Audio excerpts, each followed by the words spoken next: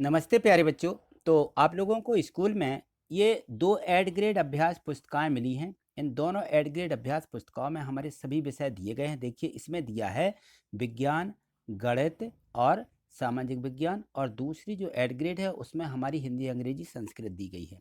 तो आज हम देखते हैं इस एड ग्रेड अभ्यास पुस्तिका की जो है हम आज गणित देखेंगे, क्योंकि एड ग्रेड अभ्यास पुस्तिका में से ही वार्षिक परीक्षा के प्रश्न जो होते हैं इसी में से पूछे जाने हैं।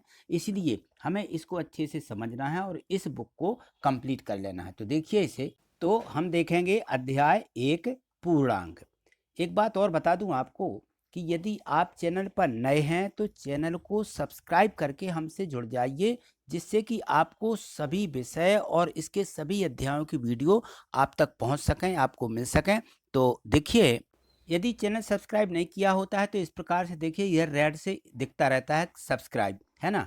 तो आपको इसको क्लिक कर लेना है। जैसे ही आप इसको क्लिक करते हैं, देखिए मैंने क्लिक किया, ये इस प्रकार से कलर दिखने लगता है, यानी आपने चैनल को सब्सक्राइब कर लिया है और आप जो है इस चैनल से जुड़ गए हैं।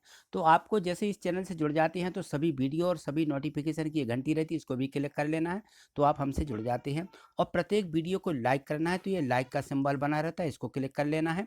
और देखिए यहाँ पे ये डिस्क्रिप्शन बॉक्स रहता है, ये भीसा बना रहता है। यदि आप इसको क्लिक करते हैं तो कक्षा 7वीं के सभी विषय की आपको जो है प्लेलिस्ट मिल जाएगी और सभी वीडियो मिल जाएगी। देखिए मैं इसको क्लिक कर रहा हूँ, डिस्क्रिप्शन बॉक्स कहलाता है ये। तो मैंने जैसे ही इसको क्लिक किया, देखिए ये लिखा हुआ है डिस्क्रिप्शन, ठीक है ना। तो ये डिस्क्रिप्शन बॉक्स कहलाता है। ये देख खुल जाने पर यहाँ देखें इसमें, तो ये लिंक दी रहती है। यहाँ पे हमने इसकी लिंक दे दी है सभी विषयों की। तो यहाँ देखो ये लिखा हुआ है एड ग्रेड अभ्यास पुस्तिका कक्षा 7 संपूर्ण हल, पूरे विषय दिए गए यहाँ पे। जैसे ही आप इसको क्लिक करेंगे तो आपको पूरी वीडियो की प्लेलिस्ट मिल जाएगी। आपको जिस विषय को कंप्लीट करना है उसकी वीडियो आप यहाँ से देख सकते हैं और सभी विषय कंप्लीट कर सकते हैं, ठीक है। तो चलिए देखिए आगे।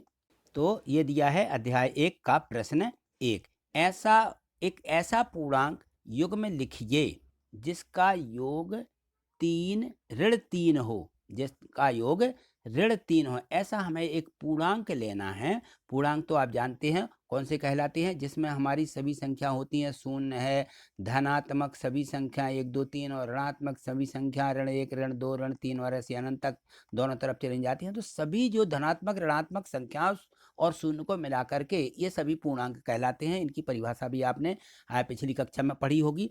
तो ये है हमारे पूर्णांक। तो हमें कोई एक ऐसा युग्म लेना है, यानी इनका एक जोड़ा लेना है, जैसे 1 और 2 2 3 इस प्रकार का। तो हम देखिए यहाँ पर लेते हैं कि ऋण 1 और ऋण 2 पूर्णांकों का योग ऋण 3 होता है। तो हमने ऋण 1 और ऋण 2 ले लिया, ठीक है ना। अब हम देखें इनको जोड़ करके, योग यानी जोड़ना, इनको हम जोड़ते हैं। ऋण 1 को जोड़ें और ऋण 2 को जोड़ें, तो ऋण 2 और ऋण 1 जोड़ करके कितना होता है, ऋण 3। तो ये भी हमें यहाँ पे लिख देना है, ठीक है। तो यहाँ ऐसा युग्म लेना था, जोड़ा लेना था जिनका योग ऋण 3 हो। तो हमने ले लिया ऋण 1 और ऋण 2, ठीक। प्रश्न 2 देखिए यहाँ पे।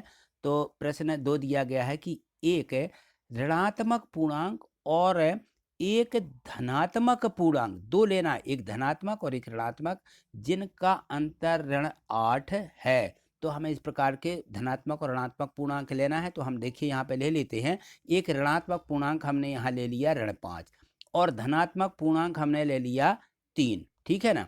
अब क्या करें, हम इन दोनों का अंतर करें। ऋण 5 में से 3 को घटाएं, ये धनात्मक है, 3 को घटाएंगे तो ऋण के 3 हो जाएंगे। ये धन का 3 लिया है, धन 3 और ऋण, ये ऋण घटाना है तो ऋण और धन मिलके ऋण हो जाता है। तो ऋण 5 और ऋण 3 कितने हो जाते हैं, ऋण 8। तो इस प्रकार से दोनों संख्या ऋणात्मक की हो जाने पर दोनों जुड़ करके ऋण के 8 हमें मिल जाएंगे। तो हमें यही पूर्णांक लेना था जिनका अंतर यानी घटाने पर ऋण 8 आ जाए, ठीक है। तो हमें ऋण 5 और धन 3 लेना था, धनात्मक संख्या ही लेकर के घटाना थी, ठीक है। चलिए आगे देखिए।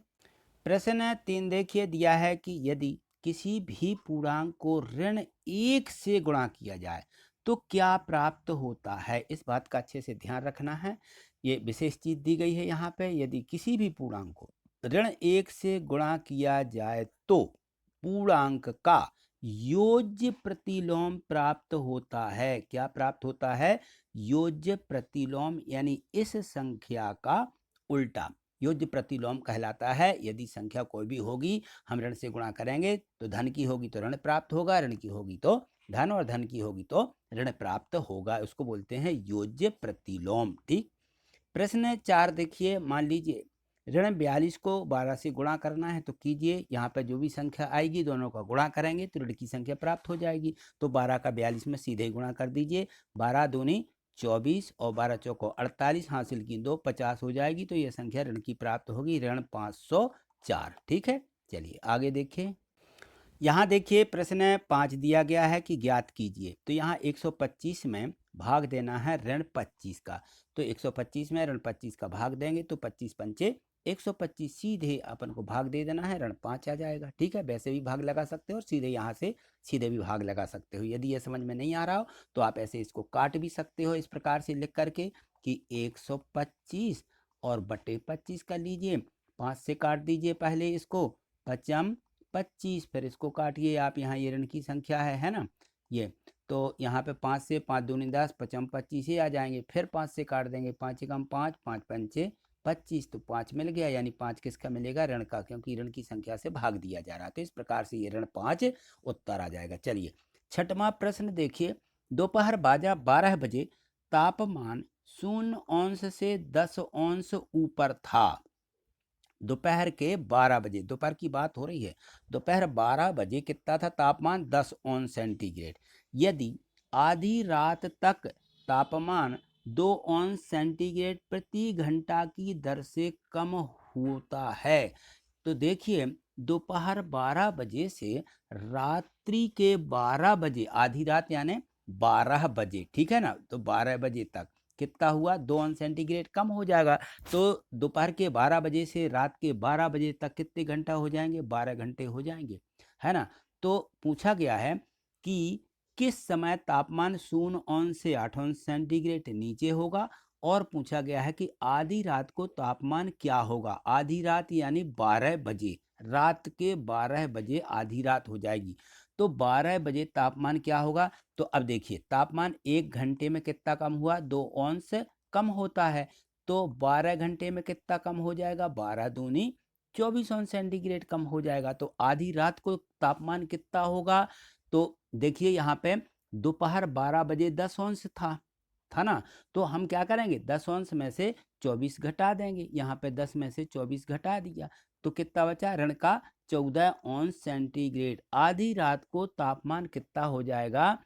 ऋण 14 सेंटीग्रेड होगा, क्योंकि यह दोपहर के 12 बजे जो तापमान था 10 में से यह 2 कम होता गया, 2 कम होता गया। तो रात के 12 बजे तक ऋण 14 सेंटीग्रेड पर तापमान हो जाएगा। फिर यहाँ पे पूछा गया है कि किस समय तापमान 0 से 8 नीचे होगा। तो 0 से और नीचे जाएगा 8 तक। ये किस समय होगा? तो हमें समय बताना है कि रात्रि के कितने बजे तक होगा ये 8, क्योंकि 12 बजे तो 14 ऋण 14 हो गया। तो ये 8 कम यानी ऋण 8 कहलाया ये। तो ऋण 8 किस समय हुआ? तो अब यहाँ से देखिए दोपहर के 12 बजे से यदि 0 पर आएंगे तो कितने बज जाएंगे? 12 से तो यहाँ पे 10 था, तो 0 लाने में 5 घंटे लगेंगे, 2 4 6 8 इस प्रकार से। तो ये 10 कितने बजे हो जाएगा? तो हमने यहाँ पे लिख दिया कि 5 घंटे में कितना होगा? 0 होगा, यानी शाम के 5 बजे तापमान 0 होगा। शाम के 5 बजे, क्योंकि दोपहर से 10 से कम होता होता 0 पे आएगा कितने बजे? 5 मानी 0 सेंटीग्रेड हो जाएगा 5 बजे। अब 0 से आगे और गिरता जाएगा तो इसके बाद 6 बजे कितना हो जाएगा? ऋण 2 होगा, 7 बजे ऋण 4 हो जाएगा। इस प्रकार से हम कम करते जाएंगे तो 0 से 8 नीचे होने में कितने घंटे लगेंगे? 4 दूनी 8, यानी 4 घंटे और लगेंगे। तो अब ये 4 घंटे और हो गए, 5 बजे से 4 घंटे और लग जाएंगे तो 8 सेंटीग्रेड नीचे हो जाएगा। तो कितने बजे होगा? यानी 5 घंटा ये और 4 घंटे और, तो दोनों को जोड़ देंगे तो 5 और 4 9, 9 बजे तापमान क्या हो जाएगा? 8 सेंटीग्रेड नीचे होगा। कितने बजे 8 सेंटीग्रेड होगा? 9 बजे 8 अंश सेंटीग्रेड नीचे तापमान होगा। ठीक है, चलिए आगे देखिए।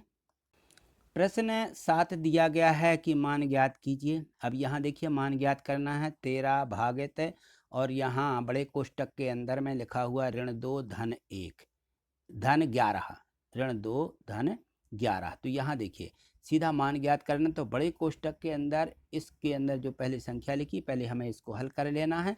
तो 13 यहाँ पे भागित है ऋण 2 धन 11, तो यानी 11 में हो ऋण 2 क्या करेंगे, घटा देंगे तो 9 बचेंगे।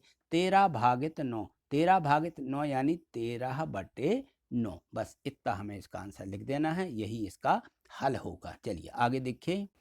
प्रश्न 8 देखिए, वितरण गुण का उपयोग करते हुए मान ज्ञात कीजिए। अब हमें यहाँ वितरण गुण लगाना है। वितरण गुण क्या होता है, वितरण नियम क्या होता है, तो यहाँ देखिए हमने लिख दिया है कि वितरण या वितरकता का नियम या गुण A गुणित B धन B गुणित C बराबर B गुणित A धन C। ये कैसे आता है, देखिए ये दो पद होते हैं, A गुणित B और यहाँ धन लगा है B गुणित C, ये दो पद हैं। दोनों पदों में एक ऐसी संख्या होती है जो समान होती है, उस संख्या को बाहर लिख देते हैं गुणा के रूप में, और जो दोनों संख्या बच जाती हैं यहाँ पे A बच जाएगा, यहाँ पे C, तो B गुणित कोष्टक में A धन C इस प्रकार से लिखा जाता है। यह कहलाता है वितरण का गुण।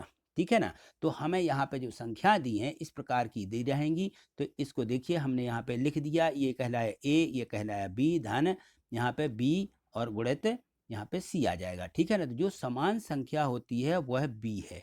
ठीक है ना। तो इसको हमें क्या करना है, बाहर लिख देना है। यहाँ देखिए मैंने इसको बाहर लिखा 70 गुणित, यहाँ बच जाएगा ऋण का 19, यहाँ बच जाएगा ऋण का 1, तो ऋण 19 धन ऋण 1, तो ऋण 19 में ऋण 1 जोड़ना है तो ऋण के 20 हो जाएंगे, तो 70 गुणित ऋण 20 ये आ जाएगा, और 70 में ऋण 20 का गुणा करेंगे तो ऋण के 7 दूनी 14 और 2 शून्य तो 1400, ये इसका उत्तर हो जाएगा। ठीक है, इस प्रकार से हमें वितरणता का नियम लगा करके इसको हल करना है। ठीक, चलिए आगे देखिए। यहाँ देखिए प्रश्न 9 दिया गया है, इसमें दिया है कि ऋण 5 गुणित यहाँ पे 4 लिखा गया है ना। तो इसको देखिए यहाँ पर से शुरू करते हुए ये लिखा है ऋण 5 गुणित ऋण 6 ज्ञात कीजिए।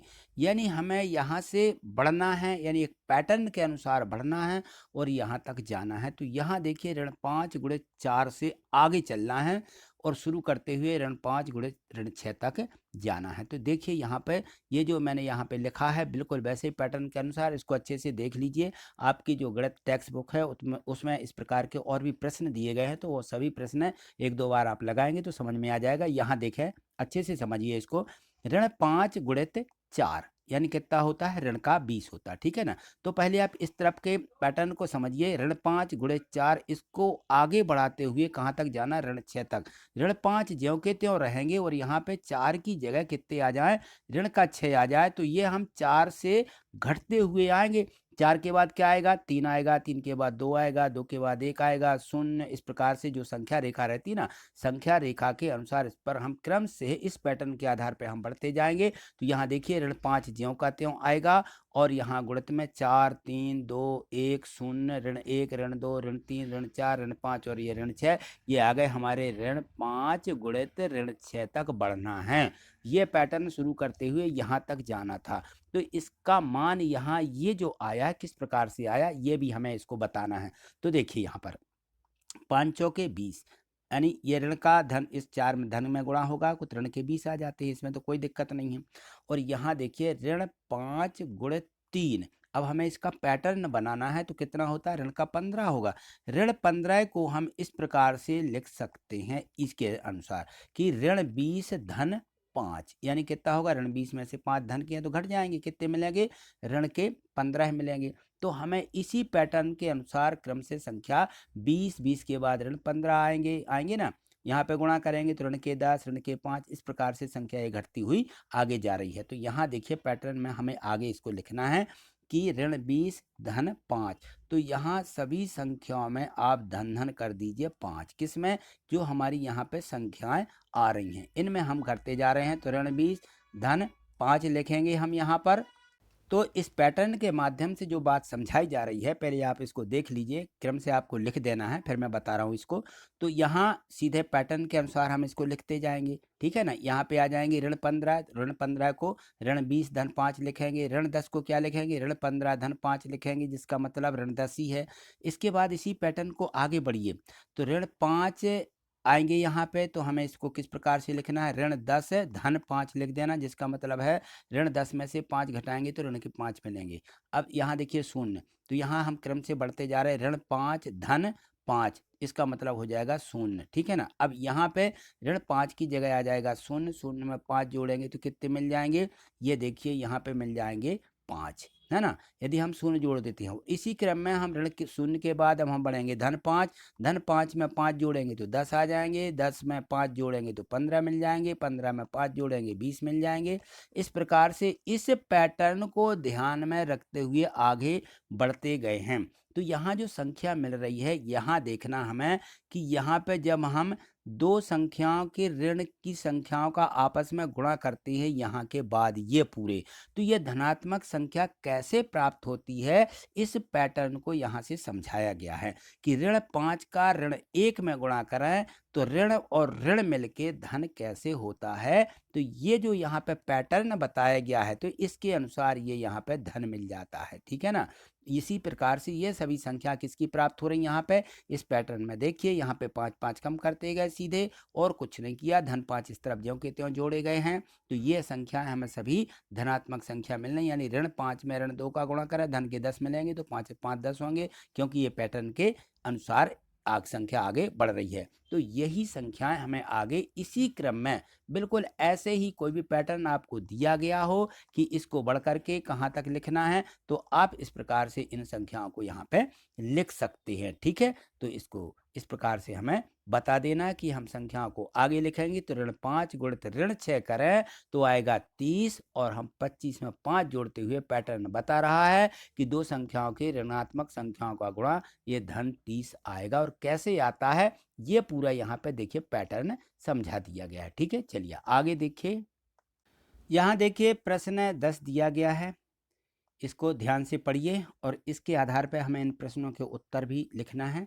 यहाँ लिखा है कि 15 प्रश्नों वाली एक कक्षा के टेस्ट में प्रत्येक सही उत्तर के लिए 4 अंक दिए जाते हैं।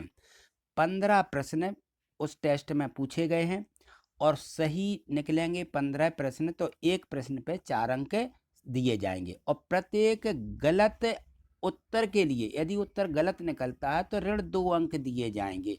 ये शर्त है कि सही निकलने पर 4 अंक, और जो गलत निकलेगा तो उसमें से ऋण 2 अंक दिए जाएंगे, यानी ऋण 2 उसमें से कम कर लिए जाएंगे, ठीक है। अब यहाँ देखिए प्रश्न 1 पढ़िए, आ गुरुप्रीत सभी प्रश्नों को हल करती है। एक ये बच्ची है, इसका नाम गुरुप्रीत है, सभी प्रश्नों को ये हल करती है, पूरे 15 प्रश्नों को। तो ये हल तो 15 को करती, परंतु उसके उत्तरों में से केवल 9 सही निकलते हैं। और उसने कुल कितने अंक प्राप्त किए, अब बताइए उसने कितने अंक प्राप्त किए, क्योंकि 9 उत्तर उसके सही हैं। तो देखो, एक सही उत्तर के लिए कितने अंक रखे गए हैं, 4, ठीक है ना। तो कितने सही किए उसने, 9, 9 सही उत्तर हैं, तो कितना हो जाएगा, 9 गुणे 4 यानी 36 अंक कहलाए उसके। लेकिन उसको अंक कितने मिले, एक गलत उत्तर के ऋण 2 अंक हैं, ठीक है ना। तो उसके गलत कितने निकले, क्योंकि 15 किए थे, 9 सही निकले, 15 में से 9 को क्या करेंगे, घटा देंगे, तो 15 ऋण 9 बराबर 6, 6 कितने निकले, गलत। तो 6 गलत उत्तर के 6 गुणित ऋण 2 यानी ऋण 12 अंक क्या हो जाएंगे, कम हो जाएंगे। तो गुरुप्रीत को 36 में से 12 अंक कम कर देंगे तो कितने मिलेंगे, 24 अंक। तो गुरुप्रीत को कितने अंक मिले, 24 अंक प्राप्त हुए, ठीक है। इस प्रकार से हमें इसको आको करना है। बावाली को देखिए, उसके एक मित्र के 5 उत्तर सही है, बाकी कितने गलत हैं, आपको पता होगा कि 15 प्रश्न थे, 5 सही निकले, गलत कितने निकले, 10, ठीक है। तो उसका यहाँ हिसाब लगा लेंगे कि 5 सही उत्तर के कितने हो जाएंगे, 5 1 पे 4 हैं, तो 5 के 20 अंक उसको ये मिल जाएंगे, ठीक है ना। अब 15 में से 5 को हम कम कर देंगे तो 10 गलत निकले उसके, तो 10 गलत उत्तर के कितने अंक हो जाएंगे? 10 गुणित ऋण 2, है ना? तो कितने आ जाएंगे? ऋण 20 अंक आ जाएंगे। तो उसको कितने अंक मिले? अब 20 में से 20 को घटाएंगे, ठीक है ना? 20 ऋण 20 बराबर कितने? 0 अंक। तो उसके मित्र को कितने अंक मिले? 0 अंक मिले, ठीक है ना? क्योंकि उसने 5 सही किए और 10 गलत कर दिए, तो 10 दूनी 20 अंक गलत के कट जाएंगे और 20 अंक मिले थे तो उसका 0 बचा। इस प्रकार से हमें इससे लास्ट प्रश्न को करना है, ठीक है? तो आज इतना ही। मुझे पूर्ण विश्वास है कि आपको ये सभी प्रश्न अच्छे से समझ में आए होंगे, और यदि मान लो लगता है कहीं पर भी कि डाउट है, समझ में नहीं आया है, तो आप कमेंट्स बॉक्स में कमेंट्स करिएगा। मैं आपको सभी प्रश्नों के जो है हल अगली वीडियो के माध्यम से बताऊंगा। और इसको जो है यदि आप आगे देखना चाहते हैं तो चैनल को सब्सक्राइब करके रखें और प्रत्येक वीडियो को एक लाइक जरूर करें, ठीक है? थैंक यू, धन्यवाद।